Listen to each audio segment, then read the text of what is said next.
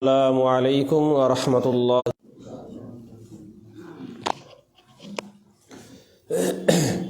الحمد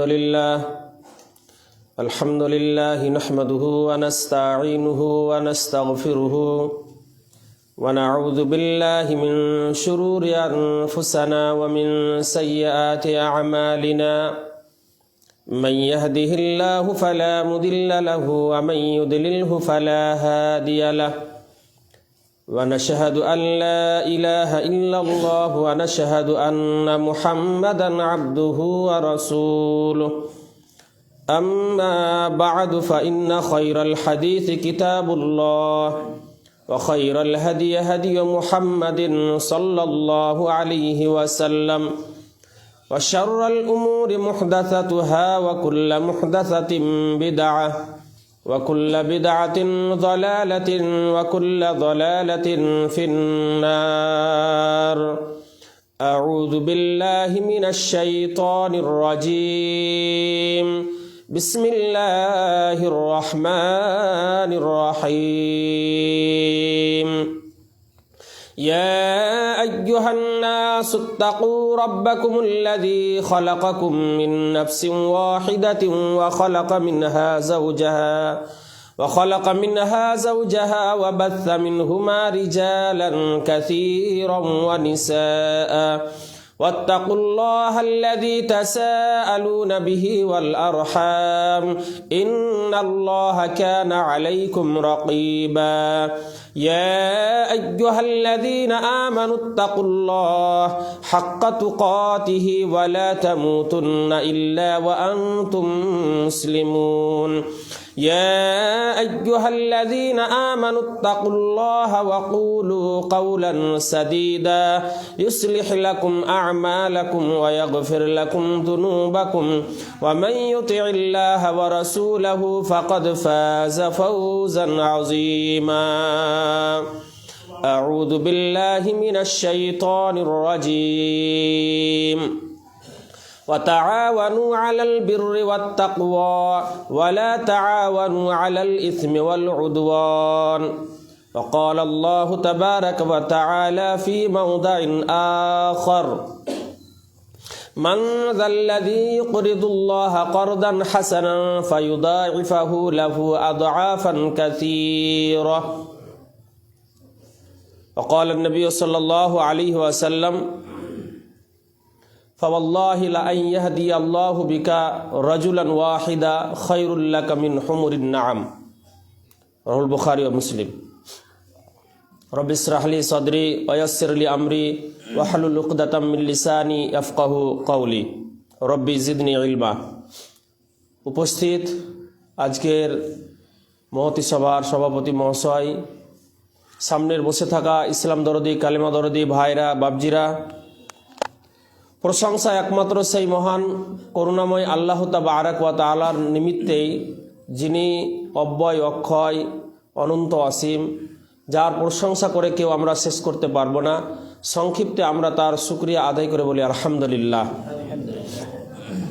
পরেই দরুদ পরিবেশন করি মহামানব, শ্রেষ্ঠ মানব, নবিকুলের শিরোমণি সৈয়দুল আম্বিয়া আহমদ মুজতাবা মুহাম্মদ মুস্তাফা সাল্লাল্লাহু আলাইহি ওয়াসাল্লামের উপর অগণন দরুদ ও সালাম বর্ষিত হোক।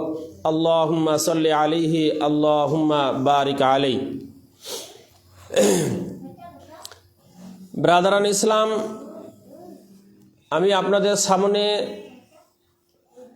কোরআনের সূরা আল মাইদার 2 নম্বর আয়াত, আনুষঙ্গিক সূরা আল বাকারার 245 নম্বর আয়াত, সাথে সাথে সহিহ বুখারী এবং মুসলিমের একটি হাদিস আপনাদের সামনে পরিবেশন করেছি।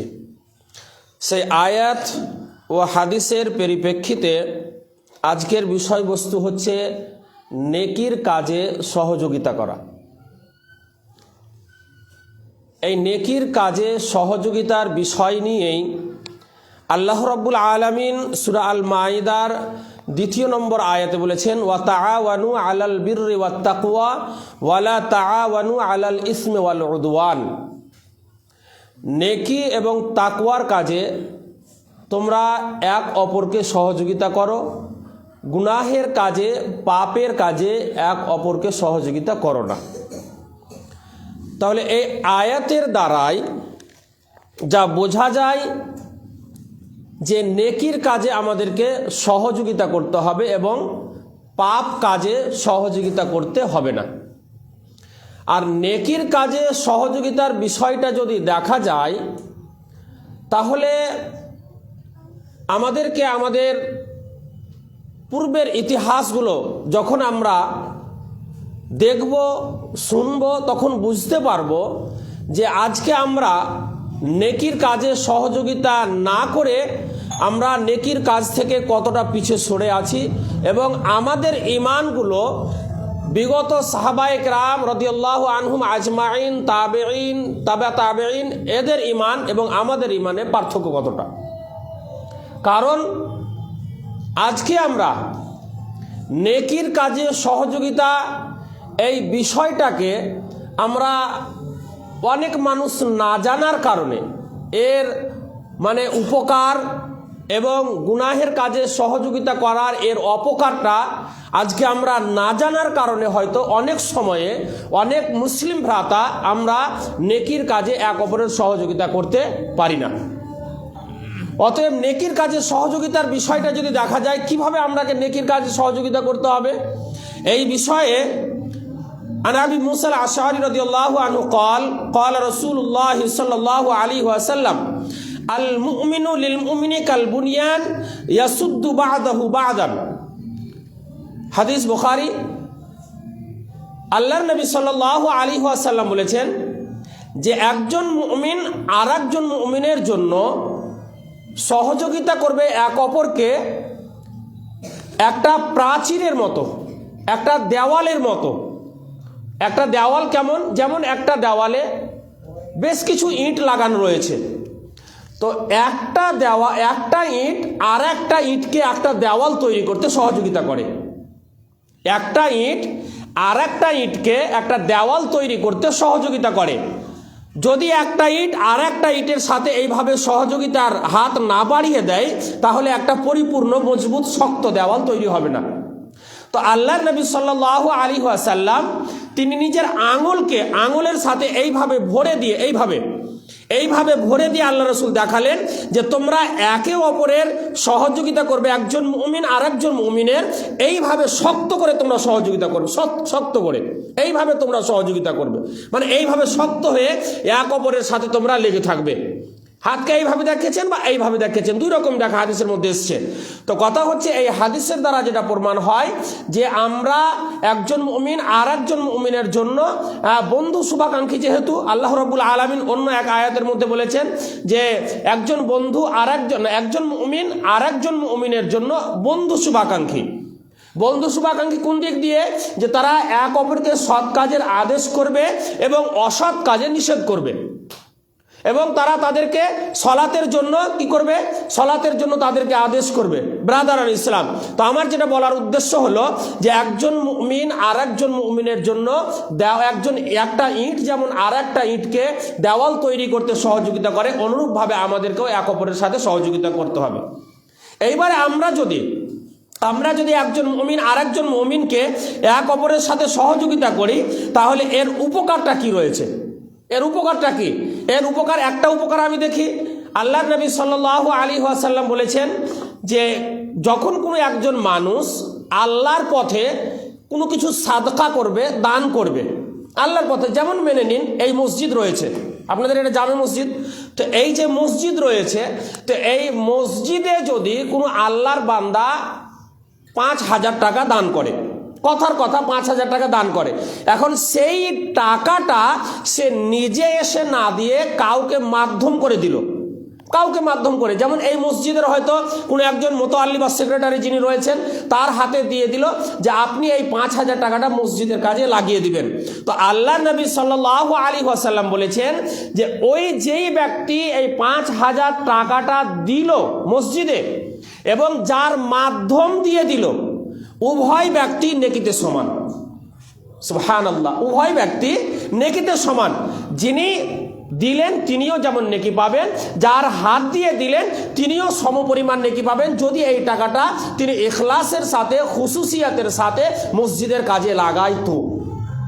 তাহলে এটা হচ্ছে মাধ্যমের দ্বারা দিয়ে এটা একটা নেকির আমরা অধিকারী হতে পারবো, যদি আমরা একজন মুমিন আর একজন মুমিনের সহযোগিতা করতে পারি। তারপরে এইবারে চলে আসি আমরা দাওয়াতের ক্ষেত্রে।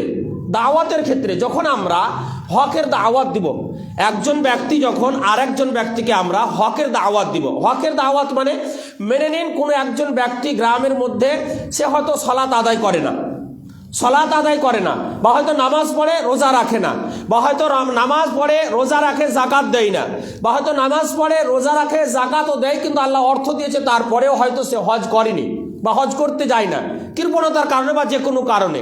তো আপনি যদি ওই ব্যক্তিটাকে দাওয়াত দেন, নেকির কাজে সহযোগিতা করেন, দাওয়াত দেন, যখন আপনি তাকে দাওয়াত দিবেন, এখন আপনার দাওয়াতে ওই লোকটা দেখা গেল জীবনে কোনোদিন সালাত আদায় করেনি বা মাঝে মাঝে করতো মাঝে মাঝে করতো না, আপনার দাওয়াতে ওই লোকটা মসজিদের জন্য নামাজের জন্য মসজিদে আসলো, বা হয়তো ওই লোকটা হজ করতে যেত না, আপনার কথার কারণে আপনি তাকে বুঝালেন, হজের ফজিলতের ব্যাপারে বললেন, হজ করতে গেলে মানে হজ করতে গেলে কি নেকি রয়েছে, না করতে গেলে তার কি পরিণাম রয়েছে, আপনি যখন তাকে সেই বিষয়ে জ্ঞান দিলেন এবং দেওয়ার পরে সেই লোকটার মনটা যখন গলে গেল, আপনার কথাতে যখন সেই লোকটা হজ করতে গেল, তো হাদিসের মধ্যে এসেছে যে আপনার কথাতে ওই লোকটা যখন সালাত আদায় করবে, নামাজ পড়বে, তো ওই লোকটা নামাজ পড়ে যে নেকি অর্জন করবে, সেই লোকটা নামাজ পড়ে যে নেকি অর্জনটা করবে, আপনি তাকে নামাজ পড়ার জন্য বলেছেন এবং আপনার কথাই সে নামাজ পড়তে লেগেছে, এই লোকটা নামাজ পড়ে যে নেকি পাবে, আপনি তাকে বলেছেন, তার কারণে আপনিও তার সমপরিমাণ নেকি পাবেন। সুবহানাল্লাহি ওয়া বিহামদিহি। তাহলে নেকির কাজে সহযোগিতা করার কত সুন্দর পরিণাম রয়েছে, কত সুন্দর আল্লাহ রাব্বুল আলামিন তার জন্য সুব্যবস্থা রেখেছেন। আমরা যদি একে অপরকে নেকির কাজে সহযোগিতা করি তাহলে আমরাও ইনশাআল্লাহ এই নেকির অধিকারী হতে পারবো। শুধু তাই নয়, এই বিষয়ে আরেকটা কথা শুনুন। যেমন মেনে নিন সাদকায়ে জারিয়া হিসাবে কোনো একটা জায়গাতে আপনি দান করলেন, সাদকায়ে জারিয়া। যেমন হয়তো মাদ্রাসাতে দেখা গেল অনেক সময় হয় কি যে বই পুস্তকের প্রয়োজন হয়, হাদিসের প্রয়োজন হয়, কোরআনের তাফসিরের প্রয়োজন হয়, এইগুলো হয়তো আপনি কিনে দিলেন, বা কোনো একটা গরিব ছেলে মাদ্রাসায় পড়তে পারে না, তাকে পড়ার জন্য সহযোগিতা করে দিলেন। এই ধরনের যখন আপনি কাউকে সহযোগিতা করবেন, হাদিসের মধ্যে এসেছে যে এই লোকটা আপনার ওই অর্থ দিয়ে যে ইলম অর্জন করলো, নিজে শিখলো এবং ইলম শিখার কারণে যে নেকি অর্জন করবে, সমপরিমাণ নেকি আপনিও পেতে থাকবেন। শুধু তাই নয়, এত দূর পর্যন্ত যথেষ্ট নয়, হাদিসের মধ্যে বলা হয়েছে এইবারে আপনি যেহেতু তাকে নেকির কাজে সহযোগিতা করেছেন, তো এই লোকটার দ্বারাতে যখন আলেম হবে, আলেম হওয়ার পরে এর দ্বারা দিয়ে যতগুলো ছাত্র তৈরি হবে এবং ওই ছাত্রর মাধ্যম দিয়ে আবার যতগুলো ছাত্র তৈরি হবে, যতগুলো ছাত্র তৈরি এই সিলসিলা কিয়ামত পর্যন্ত থাকবে, প্রত্যেক ব্যক্তির কাছ থেকে আল্লাহ রাব্বুল আলামিন আপনাকে এই নেকির কাজে সহযোগিতা করার জন্য কিয়ামত পর্যন্ত তাদের কাছ থেকে আল্লাহ আপনার খাতাতে আপনার আমলনামায় নেকি দিতে থাকবে। সুবহানাল্লাহি ওয়া বিহামদিহি। তাহলে নেকির কাজে সহযোগিতা করা কত বড় লাভদায়ক এবং কত উন্নত মানের কাজ আমরা আশা করছি এই হাদিসের দ্বারা দিয়ে বুঝতে পারছি। যেহেতু আল্লাহর নবী সাল্লাল্লাহু আলাইহি ওয়াসাল্লাম বলেছেন, মান দাল্লা আলা খায়রিন ফালাহু মিসলু আজরি ফাইলিহি, হাদিস সহিহ মুসলিম। আল্লাহর নবী সাল্লাল্লাহু আলাইহি ওয়াসাল্লাম বলেছেন, যদি কোনো মানুষ কাউকে নেকির দিকে আহ্বান করে, মান দাল্লা আলা খায়রিন, নেকির দিকে যদি আহ্বান করে, নেকির কাজে যদি আহ্বান করে, সালাতের জন্য যদি আহ্বান করে, তাকে খারাপ পথ থেকে ফিরিয়ে এনে ভালো পথের দিকে যদি নিয়ে আসে, নেকির পথে যদি আহ্বান করে, ফালাহু মিসলু আজরি ফাইলিহি, তাহলে সে ওই ভালো কাজটা করে যে নেকি অর্জন করবে, আল্লাহর নবী সাল্লাল্লাহু আলাইহি ওয়াসাল্লাম বলেছেন আল্লাহ রাব্বুল আলামিন আপনার খাতাতেও সমপরিমাণ নেকি দিবেন। শুধু তাই নয়, আরেকটা হাদিসের কথা আপনাদের সামনে বলি। আল্লাহর নবী সাল্লাল্লাহু আলাইহি ওয়াসাল্লাম বলেছেন, সহিহ বুখারী এবং মুসলিমের হাদিস, একটু মাইকটা ছোট হয়েছে আমার জন্য, একটু ছোট হয়েছে, অসুবিধা হয়েছে আমার। আল্লাহর নবী সাল্লাল্লাহু আলাইহি ওয়াসাল্লাম আরেকটা কথা বলেছেন, ফাওয়াল্লাহি লা আন ইয়াহদিয়াল্লাহু বিকা রাজুলান ওয়াহিদা খায়রুল লাকা মিন হুমুরিন নাআম। আল্লাহ নবী সাল্লাল্লাহু আলাইহি ওয়াসাল্লাম বলেছেন যে আল্লাহর কসম করে বলছি, আল্লাহ রাসূল বলেছেন আল্লাহর কসম করে বলছি, ফাওয়াল্লাহি, আল্লাহর কসম, লা আন ইয়াহদিয়াল্লাহু বিকা রাজুলান ওয়াহিদা, যদি কোনো একজন ব্যক্তির মানে দাওয়াতে বা কোনো ব্যক্তির দাওয়াতে যদি একজন ব্যক্তিও সৎ পথে ফিরে আসে, ভালো পথে ফিরে আসে, একজন ব্যক্তি যদি ভালো পথে ফিরে আসে, আল্লাহ নবী সাল্লাল্লাহু আলাইহি ওয়াসাল্লাম বলছেন ফাওয়াল্লাহি রাজুলান ওয়াহিদা খায়রুল লাকা মিন হুমুরিন নাআম, তাহলে সেই ব্যক্তি নেকি অর্জন করলো। আরব দেশে যে লাল উট রয়েছে অত্যন্ত মূল্যবান, এই লাল উট আল্লাহর পথে দান করতে গেলে যে নেকি পাবে সম পরিমাণ নেকি এই ব্যক্তিরা পাবে। কথাটা বুঝতে পারলেন না মনে হয়? এবারে আমরা এখন যেহেতু আমরা উটের বিষয়টা আমরা বুঝি না, উটের বিষয়টা যেহেতু আমরা বুঝি না, যার কারণে আমরা হয়তো এটা বুঝতে পারবো না। আপনাকে এবারে বুঝাই। এখন মেনে নিন আমাদের এই এলাকাতে বা আমাদের কাছে বা ভারতবর্ষের মধ্যে যদি দেখেন, সবচাইতে উন্নত মানের কার হচ্ছে BMW কার। জানেন কি জানেন না? সবচাইতে উন্নত মানের কার এটা একবারে যারা বড় বড় সেলিব্রিটি তারাই ব্যবহার করে, এই ধরনের সবারই ব্যবহার করা সম্ভব নয়, কোটি কোটি টাকা দাম।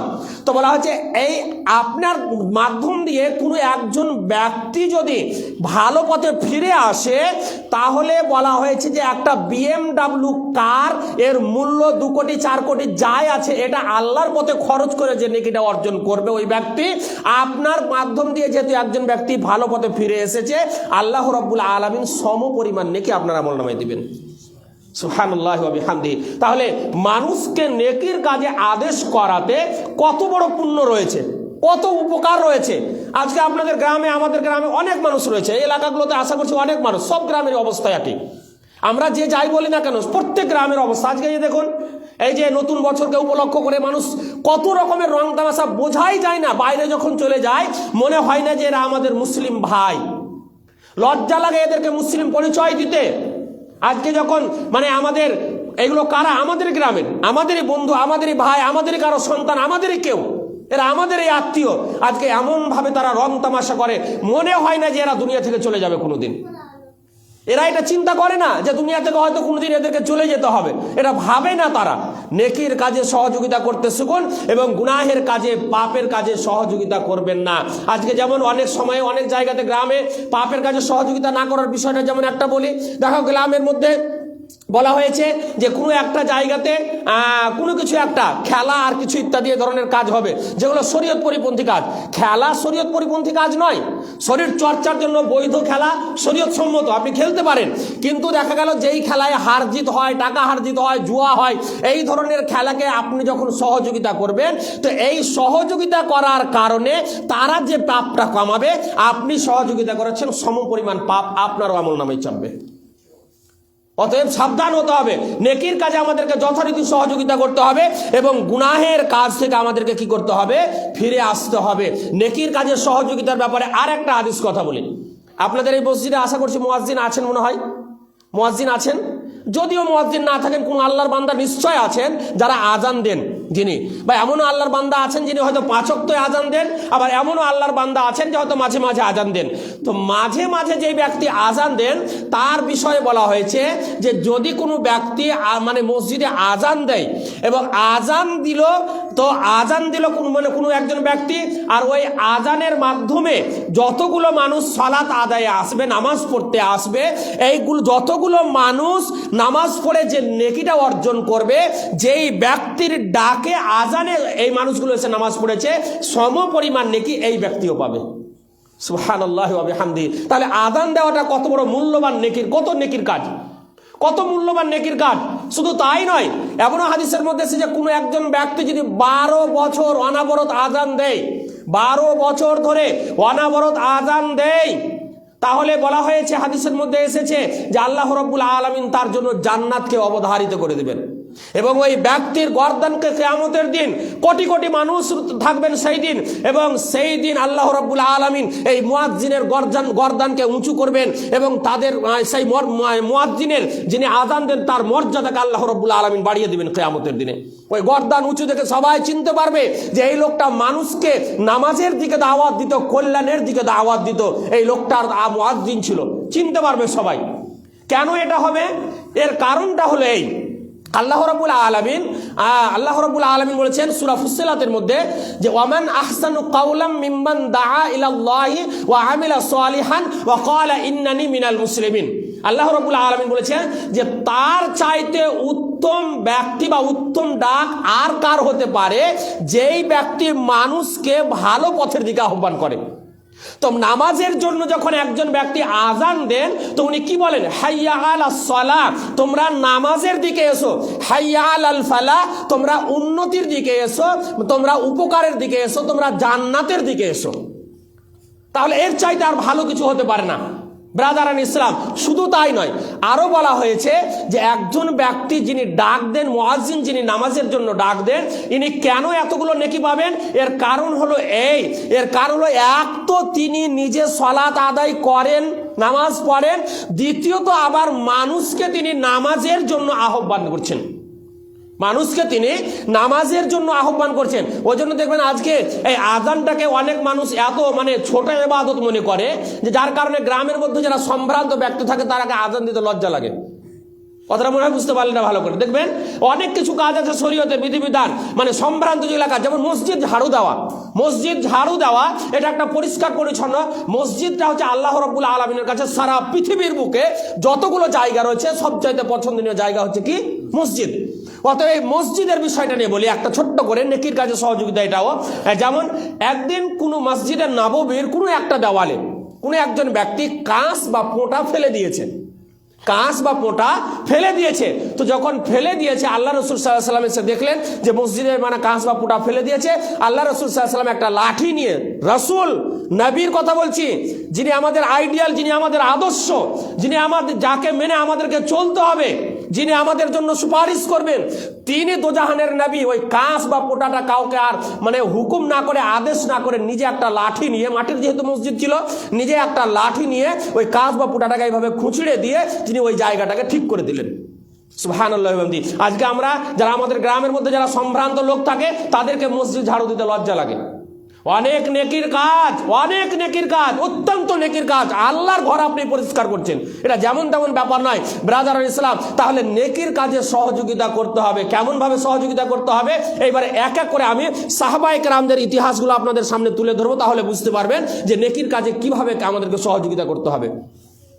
যখন আমিরুল মুমিনিন উমর ইবনুল খাত্তাব রাদিয়াল্লাহু তাআলা আনহু দ্বিতীয় খলিফা হলেন, দ্বিতীয় খলিফা হওয়ার পরে উনার সময়ে সম্ভবত 636 খ্রিস্টাব্দে উনার সময়ে রোমানদের সাথে একটা লড়াই হয়েছিল, যেই যুদ্ধের নাম বলা হয়েছে ইয়ারমুকের যুদ্ধ। এই যুদ্ধের নাম কি? ইয়ারমুকের যুদ্ধ। কাদের সাথে হয়েছিল? রোমানদের সাথে। এবং উমর ফারুক রাদিয়াল্লাহু তাআলা আনহু তিনার খেলাফতে বাইতুল মুকাদ্দাস বিজয় করেছিলেন, তিনার খেলাফতে বাইতুল মুকাদ্দাস বিজয় করেছিলেন। এই উমর ইবনুল খাত্তাব রাদিয়াল্লাহু তাআলা আনহুর নেতৃত্বে বলা হয়েছে যখন ইয়ারমুকের যুদ্ধ হয়েছিল, ইয়ারমুকের যুদ্ধের সময়ে মুসলিম সেনাবাহিনী ছিল খুব বেশি হলে মাত্র 30 থেকে 40 হাজার। মুসলিম সেনাবাহিনী মাত্র 30 থেকে 40 হাজার ছিল, আর রোমানদের সেনাবাহিনী ছিল বলা হয়েছে প্রায় 1,40,000 বা 2,40,000, এই ধরনের তাদের সেনাবাহিনী ছিল। তো এই সময় যখন ইয়ারমুকের যুদ্ধ হয়েছিল, ইয়ারমুকের যুদ্ধের সময়ে মুসলিমরা বিজয় লাভ করেছিলেন এবং রোমানদেরকে পরাজিত হতে হয়েছিল। আল্লাহ রাব্বুল আলামিন তাদেরকে পরাজিত করেছিলেন। এই ইয়ারমুকের যুদ্ধের সময়ে তিনজন সাহাবী আহত হয়ে আছে, তিনজন সাহাবী আহত হয়ে আছে। একজন সাহাবী হঠাৎ করে পানি পানি করে চিৎকার করছে, পিপাসায় কাতর হয়ে আছে, মর্মান্তিক অবস্থা, প্রাণ যাবো যাবো এর মতো অবস্থাতে সাহাবী পানি পানি করে চিৎকার করছেন। যখন পানি পানি করে চিৎকার করছেন, একজন সুস্থ ব্যক্তি তাকে পানি পান করার জন্য তার কাছে যেমনই তাকে পানি পান করাতে যাবেন, পাশে থেকে আরেকজন ব্যক্তি আহত হয়ে আছে, যুদ্ধে আহত হওয়া ব্যক্তি, উনি আবার পানি পান করে ডাক দিয়েছেন। যখন এবারে দ্বিতীয় ব্যক্তি পানি পানি করে ডাক দিয়েছেন, তখন এই প্রথম ব্যক্তি এক অপরকে তারা কিভাবে সহযোগিতা করছে। এই প্রথম ব্যক্তি তিনি এক তো আহত অবস্থায়, মর্মান্তিক অবস্থায়, তিনি পানিটা না পান করে বলছে আমার চাইতে হতে পারে আমার ওই ভাই বেশি পিপাসিত রয়েছে, অতএব পানিটা তার কাছে নিয়ে যাও, তার প্রয়োজন বেশি। যখন তার কাছে পানিটা পান করার জন্য পানির পাত্রটা নিয়ে যাওয়া হলো, এবারে যখন তাকে পানিটা পান করাতে যাবেন, সাথে সাথে পাশে থেকে আরেকজন পানি পানি করে চিৎকার করছেন, আরেকজন সাহাবী, তিনিও আহত অবস্থায়, মর্মান্তিক অবস্থায়। এইবারে এই দ্বিতীয়জন ব্যক্তি তিনি আর পানিটা পান না করে বলছে হতে পারে আমার চাইতে ওই তৃতীয় ব্যক্তি, ওই ভাই বেশি পিপাসিত রয়েছে, উনার হয়তো পানির প্রয়োজন বেশি আছে, অতএব আমার চাইতে উনার কাছে নিয়ে যান, উনাকে পানিটা পান করান।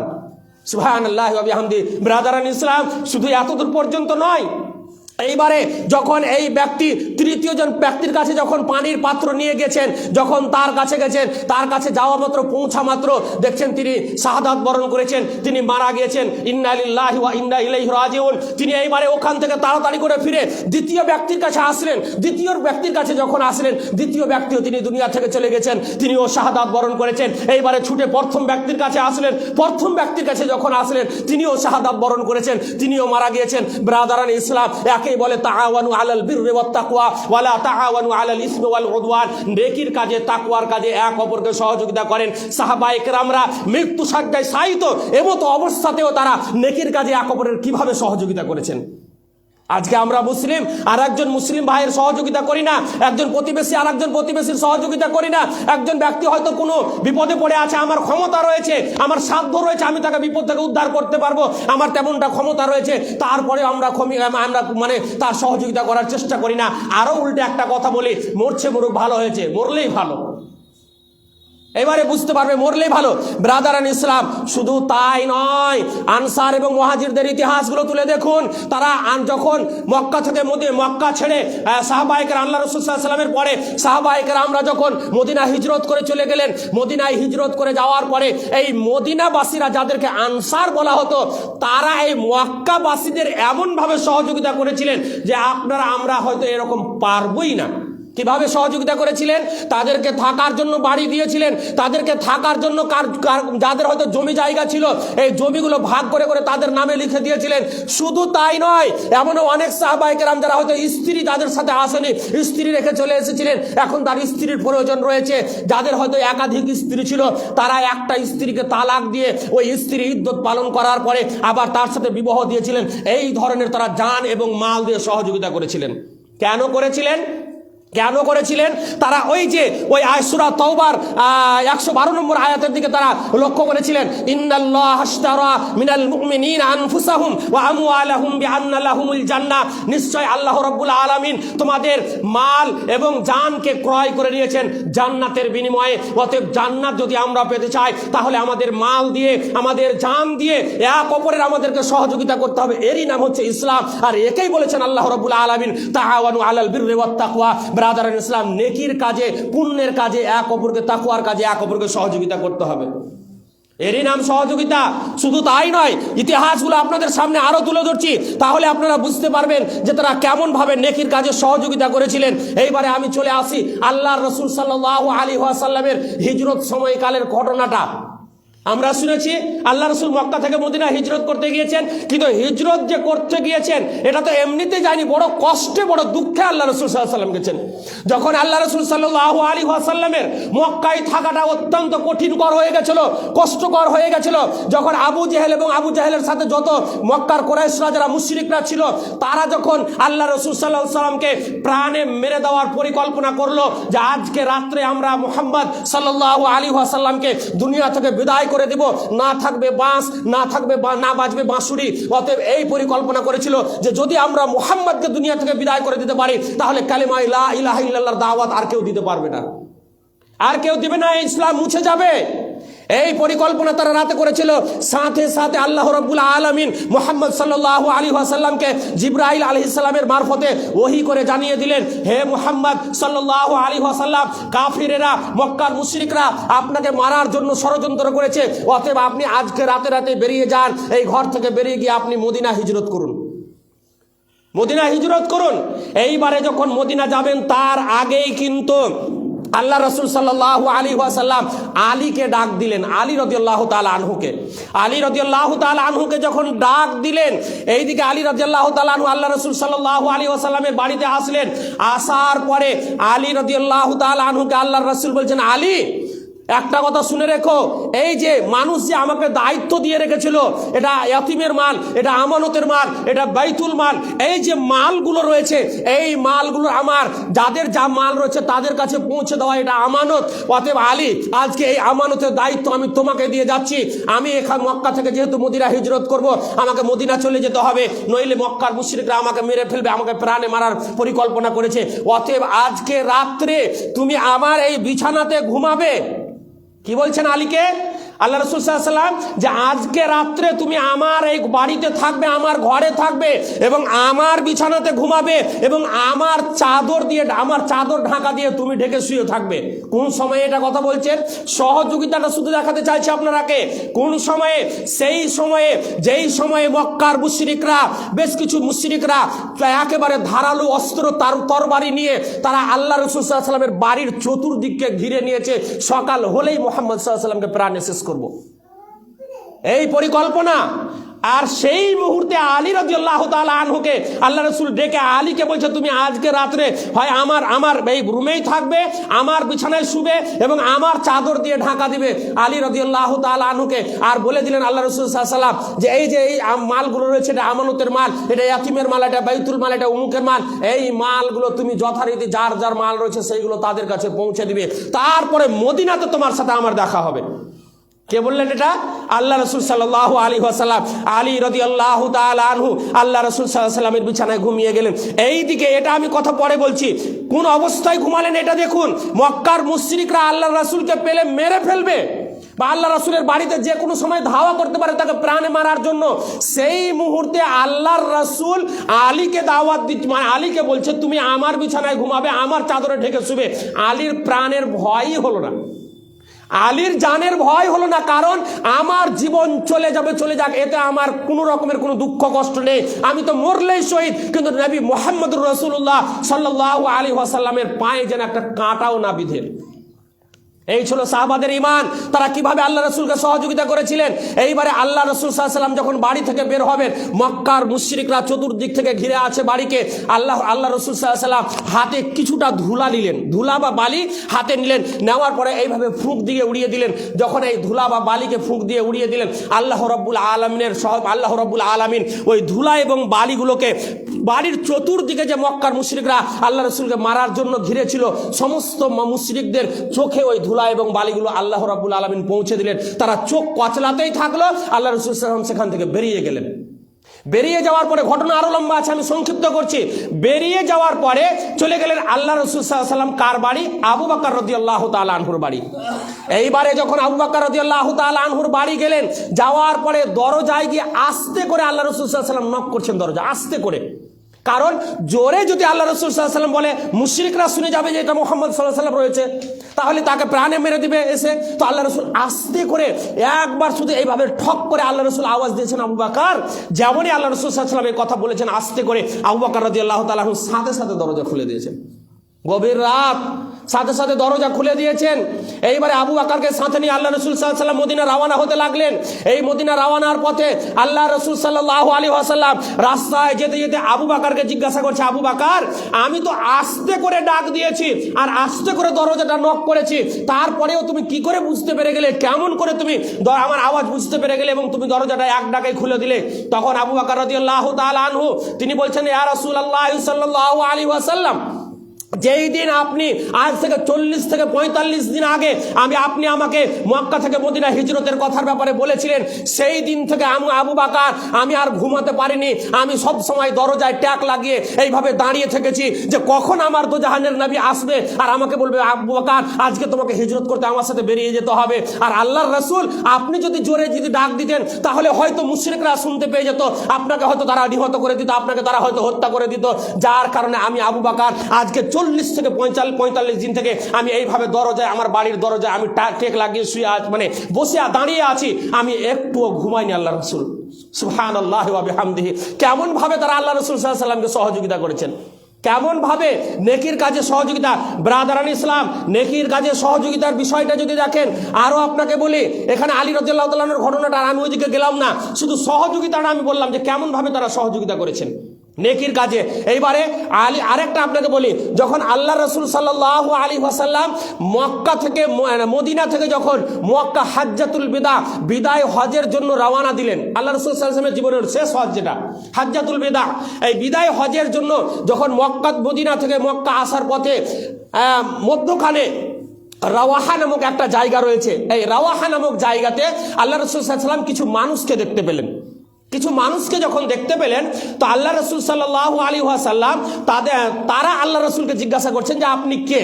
তখন আল্লাহ রাসূল বলছেন, তিনি নাম না বলেন, আল্লাহ রাসূল বলেন, আনা রাসূলুল্লাহ, আমি হচ্ছে আল্লাহর রসুল।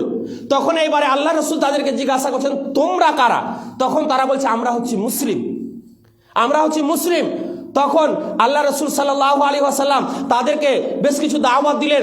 তার সাথে সাথে এবারে তারাও হজের জন্য উদ্বুদ্ধ হলো, তারাও হজ করতে যাবেন আল্লাহ রসুলের সাথে। তো একজন মহিলা ওই মজলিসের মধ্যে তার নিজের সন্তানকে এইভাবে উপরে তুলে নিয়ে আল্লাহ রসুলকে বলছেন, আল্লাহ রসুল, আমি তো হজে যাব, আমি মনে করছি আমার এই সন্তানকেও হজে নিয়ে যাব, তো এই ছেলেটার বা আমার বাচ্চাটার, এই শিশুটার হজ হবে কি? আল্লাহ রসুল সাল্লাল্লাহু আলাইহি ওয়াসাল্লাম বললেন, হ্যাঁ, তারও হজ হবে, ওয়ালাকা আজরুন, কিন্তু নেকিটা তুমি পাবে। কারণ তার উপরে এখনো যেহেতু হজ ফরজ হয়নি, এটা তার নফল হজ। অতএব সন্তানকে নেকির কাজে আপনি সহযোগিতা করুন। তাকে সে নামাজ, যখন তার বয়স 7 বছর হয়ে গেছে, তাকে নামাজের জন্য দাওয়াত দিন, এবং যখন 10 বছর হবে নামাজের জন্য আদব দেওয়ার জন্য তাকে মারতে বলা হয়েছে। আপনার সন্তানের উপরে কতদিন আগে নামাজ ফরজ হয়ে গেছে, এখনো পর্যন্ত আপনি ভূমিকা পালন করেন না। বাবা কেমন হতে হবে, এই বাবা হিসেবে আপনি এখনো পর্যন্ত ভূমিকা পালন করেন না, যার কারণে আপনার সন্তান এখনো বেনামাজি, যার কারণে আপনি বাবা হয়েছেন, বাবার মতো সত্যিকারের বাবা হতে পারেননি। রাবিয়া বিনতে মুআব্বিদ রাদিয়াল্লাহু তাআলা আনহার বিষয়ে একটা হাদিস এসেছে যে যখন রমজানের রোজা ফরজ হয়নি, তখন আল্লাহর রাসূল সাল্লাল্লাহু আলাইহি ওয়াসাল্লাম আমাদের উপরে আশুরার রোজাকে ফরজ করে দিয়েছিলেন। আশুরার রোজা 10ই মুহররমের যেটা রোজা, এই রোজাকে আল্লাহ রাসূল সাল্লাল্লাহু আলাইহি ওয়াসাল্লাম ফরজ করে দিয়েছিলেন। আমরা তখন কি করতাম, এই আশুরার রোজা রাখতাম, এবং আমাদের যে সব শৈশবে ছোট ছোট বাড়িতে যে সব আমাদের ছেলে মেয়েরা ছিল, আমরা তাদেরকে ওই আশুরার রোজা রাখার অভ্যস্ত করাতাম। তারা এই রোজাগুলো রাখতে রাখতে যখন বাচ্চারা ক্ষুধার্ত অবস্থায় কান্না করত, তখন আমরা তাদেরকে খেলনা দিয়ে তাদেরকে আমরা ভুলিয়ে রাখতাম ইফতারির টাইম পর্যন্ত। সুবহানাল্লাহ ওয়া বিহামদিহি। কারণ ওই শিশু সন্তান আপনার কথায় যখন সে সিয়াম পালন করবে, ওই শিশু সন্তান আপনার কথায় যখন সালাত আদায় করবে, ওই শিশু সন্তান আপনার কথায় যখন কোনো রকমের কোনো নেকির কাজ করবে, ওই নেকিটা আপনি পাবেন ব্রাদার ইসলাম। অতএব আপনার সন্তানকেও নামাজের জন্য মসজিদে নিয়ে আসুন। আপনি আপনার সন্তানকে ভালো কাজের আদেশ দিন, নেকির কাজের আদেশ দিন, আপনার সন্তানকেও নেকির জন্য উদ্বুদ্ধ করুন। বাড়িতে যেই সব মা বোনেরা রয়েছে যারা সালাত আদায় করে না, প্রত্যেক গার্জেন এবং আমাদের দায়িত্ব এই কাজে তাদেরকে বলা এবং তাদের যথারীতি সহযোগিতা করা, এবং তাদেরকে নামাজ পড়তে গেলে কি উপকার, নামাজ না পড়তে গেলে কি অপকার, নামাজ না পড়তে গেলে আমাদের অবস্থা কি হবে পরকালে, এই বিষয়গুলো নিয়ে তাদের সামনে দাওয়াতের কাজ করা, বাড়িতে তাদেরকে বলা। যখন আপনার এই দাওয়াতে আপনার সন্তান, আপনার স্ত্রী, আপনার ছেলে, আপনার মেয়ে, যখন তারা সালাত আদায় করবে, প্রত্যেক ব্যক্তি সালাত আদায় করে যে নেকি পাবে, আপনিও বাবা হিসাবে, দায়িত্বশীল হিসাবে তাদের সমপরিমাণ নেকি আপনিও পেতে থাকবেন। তবে একটা কথা জেনে নিন, তাদের নেকি কেটে আল্লাহ রাব্বুল আলামিন আপনাকে দেবে না। তাদেরকে যা নেকি দিবেন, আপনাকে নেকি তাই দিবেন। কারণ আল্লাহর কাছে কোনো কিছুরই কমি কমতা নেই, আল্লাহ যথারীতি আপনাকে দিবেন ইনশাআল্লাহ। ব্রাদারান ইসলাম, নেকির কাজে সহযোগিতা করা কত বড় পুণ্যের কাজ, এই বিষয়ে আর একটা হাদিস আমি আপনাদের সামনে বলবো। সেটা হচ্ছে কি, মোতার যুদ্ধের বিষয়টা আপনারা শুনেছেন।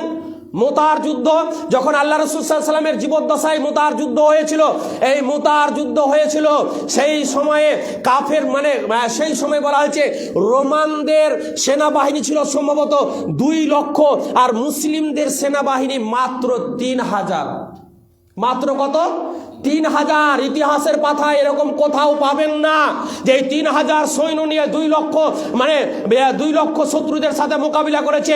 মুতার যুদ্ধে আল্লাহ রাসূল সাল্লাল্লাহু আলাইহি ওয়াসাল্লামের সাহাবায়ে কেরাম আল্লাহ রাসূল সাল্লাল্লাহু আলাইহি ওয়াসাল্লামের জীবদ্দশায় 3000 সৈন্য 2 লক্ষ সৈন্যর সাথে লড়াই করেছে তাদেরকে, এবং তারপরে তাদেরকে পরাজিত করেছে। এটাও মুতার যুদ্ধ হয়েছে।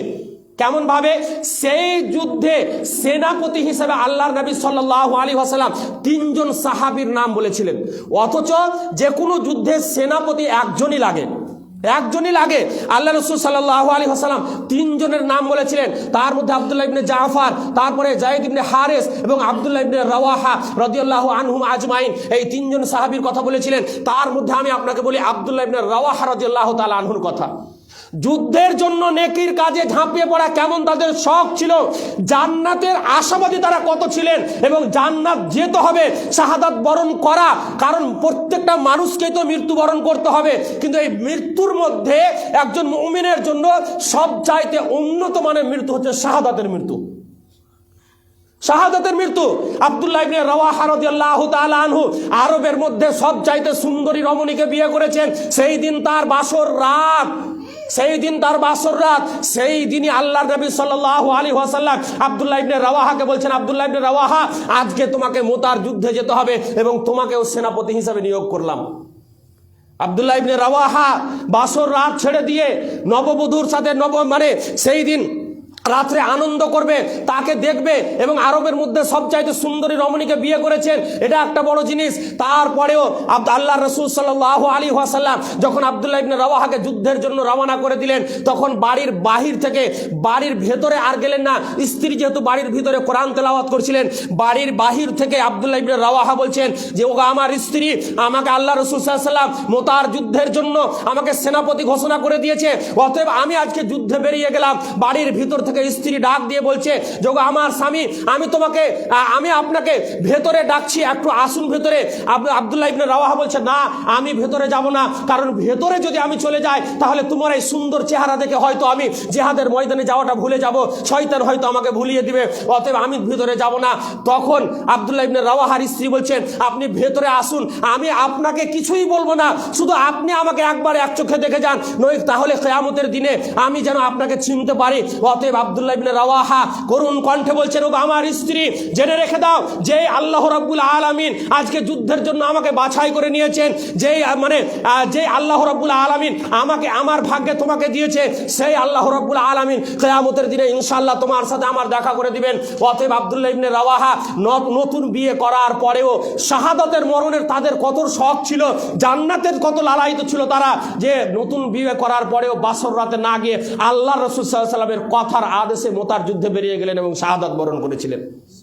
সুবহানাল্লাহি ওয়া বিহামদি। ব্রাদারান ইসলাম, সময় যেহেতু শেষ, তাই আমি আর দুই একটা কথা আপনাদের সামনে বলবো ইনশাআল্লাহ, তারপরে আমি আমার বক্তব্য ছেড়ে দেব। এখানে আর একটা নেকির বিষয়টা নিয়ে বলি, নেকির বিষয়টা নিয়ে আর একটা বলি। আমরা আজকে নেকির কাজ যেমন দেখা গেল হয়তো একটা মসজিদ, এই মসজিদে অনেক কিছু কাজ বাকি আছে, হতে পারে অনেক মসজিদে, আরে মসজিদ তো আপনারাই তৈরি করেছেন, জালসা করে আর কিছু করে মানুষের কাছে গিয়ে যেমন করে হোক, যারা তৈরি করেছেন এটা বড় একটা উন্নত পুণ্যের কাজ করেছেন, বড় একটা নেকির কাজ। যারা সহযোগিতা করেছেন এই মসজিদে তাদেরও নেকি কিয়ামত পর্যন্ত বহাল থাকবে, কারণ এটা সদকায়ে জারিয়া। এবং যারা এই মসজিদকে সহযোগিতা করার জন্য মানুষের দ্বারে দ্বারে গেছেন, টাকা তুলে এনেছেন, তারাও সদকায়ে জারিয়া হিসেবে মরার পরেও তাদের এই আমল নামায় এই নেকি লিখতেই থাকবে আল্লাহ রাব্বুল আলামিন। কারণ যতগুলো মানুষ এই মসজিদে সালাত আদায় করবে, প্রত্যেক ব্যক্তির সলাতের একটা করে সলাতের পড়ে যে নেকি পাবে। আপনি এই যেহেতু মসজিদ তৈরি করার জন্য সহযোগিতা করেছেন, শ্রম দিয়েছেন, আর কিছু করেছেন, যার কারণে আপনিও সমপরিমাণ নেকি পাবেন। কেমন ভাবে, শুধু এই আয়াতটা বলে দিই, তারপরে ইনশাআল্লাহ আমি আমার বক্তব্য শেষ করে দেব। সেটা হচ্ছে সূরা আল বাকারার 245 নম্বর আয়াত। আল্লাহ রাব্বুল আলামিন বলছেন, মান যাল্লাযী ইকরিদুল্লাহা কারদান হাসানান ফায়ুদাইফাহু লাহু আদআফান কাসীরা। আল্লাহ রাব্বুল আলামিন বলেছেন যে কে এমন রয়েছে যে আমাকে, বা আল্লাহ রাব্বুল আলামিন বলেছেন যে আমাকে উত্তম ঋণ দিবে, আল্লাহ রাব্বুল আলামিন তাকে দ্বিগুণ দিবেন, বহুগুণ দিবেন আল্লাহ রাব্বুল আলামিন। যখন এই আয়াত আবু দাহদা, যখন এই আয়াত একজন সাহাবী আবু দাহদা রাদিয়াল্লাহু তাআলা আনহু শুনলেন, শোনার পরে এইবারে আল্লাহ রাসূল সাল্লাল্লাহু আলাইহি ওয়াসাল্লামের কাছে গিয়ে বলছে, আল্লাহ রাসূল আপনার হাতটা একটু দেন তো। আল্লাহ রাসূল বলছে, আপনার হাতটা একটু বাড়ান তো। আল্লাহ রাসূল সাল্লাল্লাহু আলাইহি ওয়াসাল্লাম যেমনই হাতটা বাড়িয়েছেন, তেমনি আল্লাহ রাসূল সাল্লাল্লাহু আলাইহি ওয়াসাল্লামের ডান হাতে আবু দাহদা তার ডান হাতটা এইভাবে রেখে দিয়ে বলছে, আল্লাহ রাসূল, আল্লাহ রাব্বুল আলামিন আমাদের কাছে ঋণ চেয়েছেন, আল্লাহ আমাদের কাছে ঋণ চেয়েছেন। হাদিসের মধ্যে এমন এসেছে যে তোমরা আল্লাহকে উত্তম ঋণ দাও, যে কোনো ব্যক্তি আল্লাহকে উত্তম ঋণ দিবে, অথচ আল্লাহ রাব্বুল আলামিন তোমাদের কাছে ঋণ চেয়েছেন উত্তম ঋণ, অথচ আল্লাহ গরিবও নন, অত্যাচারীও নন। অতএব যখন এই হাদিসটা শুনেছেন আবু দাহদা রাদিয়াল্লাহু তাআলা আনহু আল্লাহ রাসূলের হাতে হাত রেখে বলছেন, আল্লাহ রাসূল, আল্লাহ রাব্বুল আলামিন আমাদের কাছে ঋণ চেয়েছেন, অতএব আল্লাহ রাসূল আপনি সাক্ষী থাকুন, এই যে মদিনার একটু কিছুটা দূরে গিয়ে আমার একটা বাগান রয়েছে, যেই বাগানে 600টা খেজুর গাছ লাগানো রয়েছে, এই 600টা খেজুর লাগানো গাছ, এই বাগান আমি সমস্ত বাগানটা আল্লাহ রাব্বুল আলামিনকে ঋণ দিয়ে দিলাম। সুবহানাল্লাহ ওয়া বিহামদিহি। নেকির কাজে কত সহযোগিতা তারা করেছেন। আমি আল্লাহকে ঋণ দিয়ে দিলাম। আল্লাহর নবী সাল্লাল্লাহু আলাইহি ওয়াসাল্লাম অত্যন্ত খুশি হয়েছিলেন। তারপরে আবু দাহদাহ রাদিয়াল্লাহু তাআলা আনহু তিনি তার বাগানে গিয়ে তার স্ত্রীকে বলছেন, ওগো উম্মে দাহদাহ, তুমি বাগান থেকে বেরিয়ে এসো, বাড়ি থেকে বেরিয়ে এসো, কারণ আজকে থেকে এই বাগানটা আমি আমার মহান প্রভু আল্লাহ রাব্বুল আলামিনকে ঋণ দিয়ে দিয়েছি। কারণ ফায়ুদাইফাহু লাহু আদআফান কাসীরা, যা আমি যেহেতু আল্লাহকে এই জন্যই ঋণ দিয়েছি যে আল্লাহ এর প্রতিদান হিসাবে আমাকে দ্বিগুণ দিবেন, বহু গুণ দিবেন। ব্রাদারান ইসলাম, অতএব নেকির কাজে সহযোগিতা আমাদেরকে করতে হবে, এক অপরকে সহযোগিতা করতে হবে। যেমনভাবে সাহাবায়ে কেরামরা নিজের জান দিয়ে, নিজের প্রাণ দিয়ে আর নিজের শ্রম দিয়ে তারা সহযোগিতা করেছিলেন, অনুরূপভাবে আমাদেরকেও এক অপরকে সহযোগিতা করতে হবে। এই যে দাওয়াতের কাজ, অনেক মুসল্লি যারা রয়েছেন বসেনি আজকে, অনেক মুসল্লি তারাও হয়তো আজকে বসেনি, সব মুসল্লি বসেনি, কিছু মুসল্লি বিনা প্রয়োজনে দেখেন সে বাড়ি থেকে চলে গেছে, মসজিদ থেকে চলে গেছে, বাইরে হয়তো দেখেন তার এখানে ওখানে সময় কাটাচ্ছে। সে ভাবছে যে আমি তো নামাজ পড়ছি, এখানে আবার বসার আমার কি প্রয়োজন, আমি তো নামাজ পড়ছি। ভাবে না এরকম অনেক মানুষ যে আমি তো নামাজ পড়ছি, তাহলে আমার আর এগুলো শোনার কি প্রয়োজন রয়েছে। আচ্ছা, যারা এখানে বসে আছেন তারা কি সালাত আদায় করেন না? সবাই সালাত আদায় করেন। অতএব যারা এখানে বসে আছেন তাদের বিষয়ে একটা কথা ছোট্ট করে হাদিস সহিহ বুখারী এবং মুসলিমের শেষ অংশটা বলছি। বলা হয়েছে যারা এই জিকির আজকারের কাজে, যারা এই জিকিরের কাজে এবং যারা এই মাহফিলে কোরআন হাদিসের আলোচনা হয় যেখানে, সেই আলোচনার জায়গাতে যারা বসে, যেখানে আল্লাহর বরাত্ব বর্ণনা হয় সেই আলোচনার জায়গাতে যারা বসে, যেখানে আল্লাহর তাসবিহ তাহলিল হয় সেই আলোচনার জায়গাতে যারা বসে, ফেরেশতাদেরকে আল্লাহ রাব্বুল আলামিন সাক্ষী রেখে বলবে, ও এ ফেরেশতারা তোমরা সাক্ষী থাকো, আমি এই সমস্ত মানুষগুলোকে ক্ষমা করে দিলাম। সুবহানাল্লাহ ওয়া বিহামদিহি। আল্লাহ, আমরা যারা এখানে বসেছি তোমার কোরআন এবং নবী মুহাম্মদ সাল্লাল্লাহু আলাইহি ওয়াসাল্লামের হাদিসের আলোচনা করা এবং শোনার জন্য আল্লাহ তুমি আমাদের সকলকে কবুল করে নিয়ে আল্লাহ তুমি আমাদের সকলের গুনাহ খাতাগুলোকে মাফ করে দাও, বলুন আমিন। শুধু তাই নয়, ফেরেশতাদের মধ্যে এবারে একজন ফেরেশতা বলবে, আল্লাহ তোমার ওই বান্দাদের মধ্যে এমন একজন ব্যক্তি ছিল যার বসার ইচ্ছা ছিল না, সে হয়তো মসজিদে এসেছিল নামাজ পড়তে, এইবারে সে দেখলো যে যা কোরআন হাদিসের যখন আলোচনা হবে তো আমি বাইরে গিয়ে কি করি, আমিও বসে পড়ি, কিন্তু তার আগে থেকে ইচ্ছা ছিল না, সে বসে পড়েছে। আল্লাহ রাব্বুল আলামিন ফেরেশতাদের বলবে, ফেরেশতারা তোমরা সাক্ষী থাকো, আমি তাকেও ক্ষমা করে দিলাম। সুবহানাল্লাহ ওয়া বিহামদিহি। অতএব কোরআন হাদিসের আলোচনা যেই জায়গায় হবে সেখানে গিয়ে বসুন, আল্লাহ রাব্বুল আলামিনের মাগফিরাত কামনা করুন। আল্লাহ রাব্বুল আলামিন আপনার ইনশাআল্লাহ আপনাদের গুনাহ খাতা, আমাদের গুনাহ খাতাকে আল্লাহ রাব্বুল আলামিন মাফ করে দিবেন, ক্ষমা করে দিবেন। শেষের বেলায় আল্লাহ রাব্বুল আলামিনের কাছে দোয়া কামনা করবো, ইয়া ইলাহাল আলামিন, আল্লাহ গো আমরা গুনাহগার বান্দা, পাপী তাপী বান্দা, আল্লাহ আজকে আমরা হয়তো অনেকেই গুনাহার কাজে জড়িয়ে আছি, আমরা হয়তো পাপকে পাপ বলে মনেই করছি না, শয়তানের চক্রান্তে পড়ে। আল্লাহ তুমি হচ্ছে দয়ালু, তুমি হচ্ছে গফুরুর রহিম, তুমি ক্ষমাশীল, তুমি দয়াশীল। অতএব আল্লাহ তুমি আমাদের গুনাহ খাতাগুলোকে মাফ করে দাও, আল্লাহ তুমি আমাদের মাফ করে ছেড়ে দিও না, আল্লাহ তুমি আমাদের উপরে দয়া করিও। ইলাহাল আলামিন, আল্লাহ গো কবরে গিয়ে আমরা যেন সঠিকভাবে হিসাব দিতে পারি তার তুমি তৌফিক দান করো, বলো আমিন। ইলাহাল আলামিন, আমরা হাসরের ময়দানে যেন তোমার নবীর হাতের হাউজে কাউসারের পানি পান করতে পারি তার তুমি তৌফিক দান করো, বলো আমিন। আল্লাহ গো কিয়ামতের দিনে মানুষের যেদিন নেকি এবং গুনাহ ওজন হবে, আল্লাহ সেদিন যেন আমাদের নেকির পাল্লাটা ভারী করে দিও, আল্লাহ তার তুমি তৌফিক দান করো, বলো আমিন। আল্লাহ সম্মানের সাথে যেন আমাদের ডান হাতে আমলনামা দিও, তার তুমি তৌফিক দান করিও, বলো আমিন। ইলাহাল আলামিন, আল্লাহ গো তুমি আমাদের জন্য জাহান্নামের আগুনকে হারাম করে দিয়ে আমাদের সকলকে জান্নাতুল ফিরদাউস দান করিও, আমিন। ওয়া আখিরু দাওয়ানা আলহামদুলিল্লাহি রাব্বিল আলামিন। আসসালামু আলাইকুম ওয়া রাহমাতুল্লাহি ওয়া বারাকাতুহু।